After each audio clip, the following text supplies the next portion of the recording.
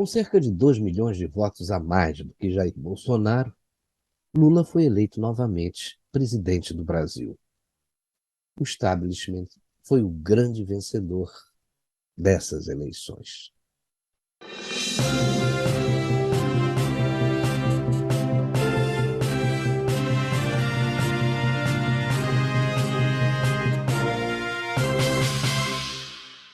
O Brasil que acorda nesta segunda-feira é um Brasil dividido ao meio.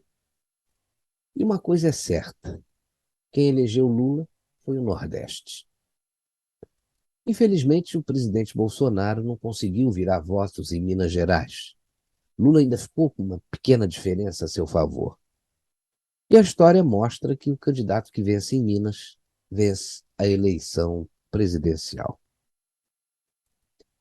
Nos outros estados do país, Bolsonaro foi muito bem, com algumas pequenas exceções. Mas a diferença foi pouco significativa se comparada à votação que Lula obteve em todo o Nordeste. Como disse o jornalista Alexandre Garcia, o que é impressionante, abre aspas, é que 60 milhões de brasileiros chamaram de volta o partido que durante 14 anos protagonizou os piores escândalos de corrupção que já se viu nesse país, fecha aspas. Realmente, se a gente analisar a lista dos aliados do novo presidente que já foram presos, a perplexidade só aumenta. Mas no seu discurso após a vitória, diante dos seus correligionários, o Lula não trouxe nenhuma novidade. Falou para sua bolha e tentou passar aí a imagem de um grande conciliador. Só que apresentou algumas contradições. Agradeceu a Deus, mas em seguida disse que não enfrentou um adversário, enfrentou uma máquina do Estado brasileiro colocada a serviço do candidato da situação para tentar evitar que ele ganhasse as eleições. Agradeceu ao povo que votou nas urnas nele e no adversário, mas gostaria de dar os parabéns só para aqueles que votaram nele. Porque ele se considera um cidadão que teve um processo de ressurreição na política brasileira, porque, segundo ele, tentaram enterrá-lo vivo. Ele disse que agora vai governar um país numa situação muito difícil e que, com a ajuda do povo, vai encontrar uma saída para que o país volte a viver uma democracia.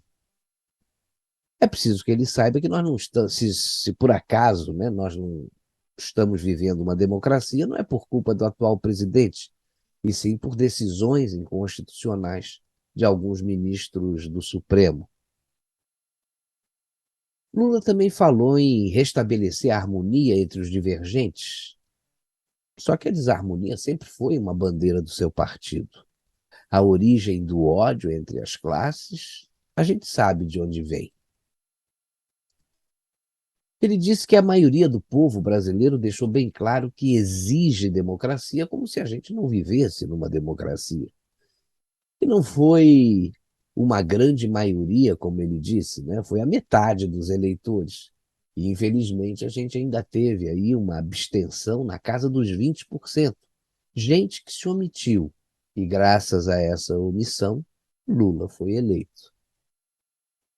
Ele também falou sobre as bandeiras do seu partido, sobre o desemprego, esquecendo aí que, apesar da pandemia, o atual governo tem aumentado significativamente o número de pessoas com carteira assinada. Mas isso ele ignora. Esse tipo de reconhecimento a gente não pode esperar de um homem como Lula. Falou sobre liberdade religiosa, mas a gente lembra o que fez o vereador petista que invadiu uma igreja durante um culto e que o ministro Barroso impediu que fosse cassado.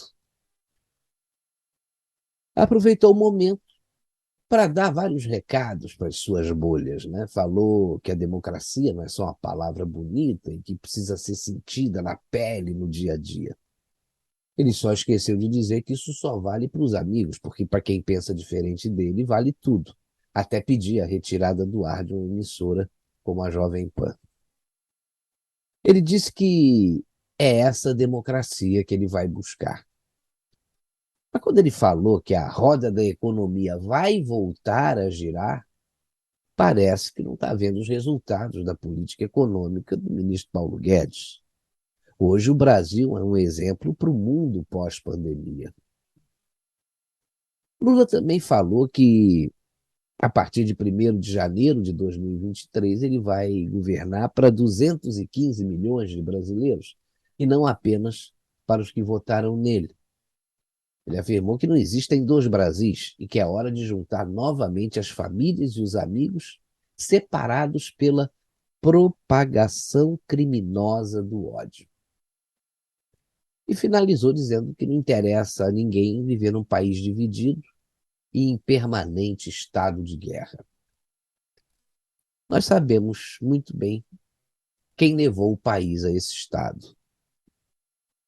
Por isso eu acho que o Lula falou para sua bolha, né, e colocou assim um verniz para dar a impressão de que é um grande conciliador, o que a gente sabe que não é verdade. Uma coisa é certa, o texto que ele leu, com certeza não foi escrito por ele. Basta ver o discurso que ele fez na Avenida Paulista quando disse que a eleição que ele disputou não foi contra o Bolsonaro, foi contra a barbárie.